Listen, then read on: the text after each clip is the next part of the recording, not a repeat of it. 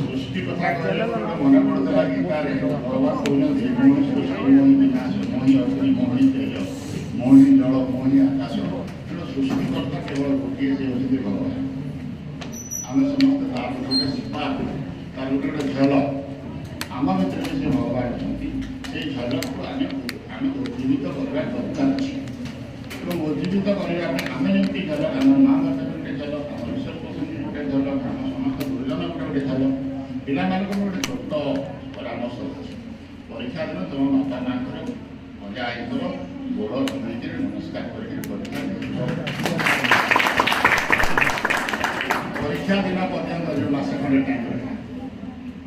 मसे खंडे जो टाइम रहा से टाइम भितर तुम को बहुत स्वप्न देखा कथा कहुई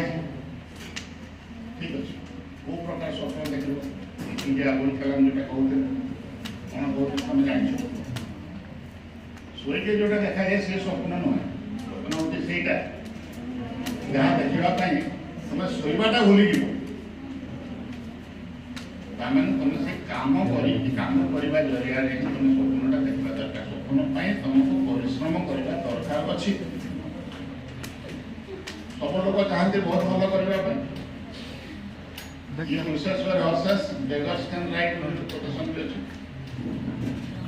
बहु लोग चाहिए करपारती ना किसी लोग हुए ना कहीं हुए ना निजे एनालिसिस करवा समस्त समस्या गुड़ाक अलग अलग रही निजे विश्लेषण करके निजे से समस्या दूर करने दरकार परीक्षा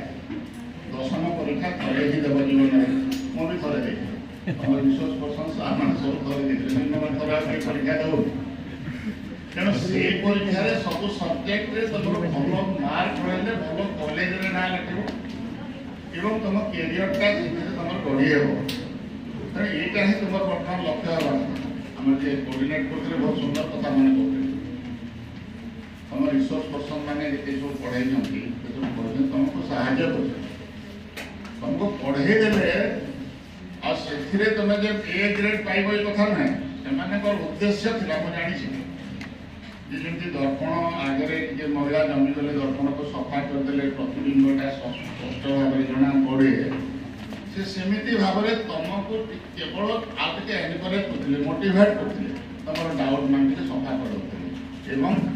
मूल कथा हूँ तुम से जिनटा से स्पिरिट आज जो 4 दिन धरिक मन भर जो स्पिरिटा जो पंक्चुअलिटी आसी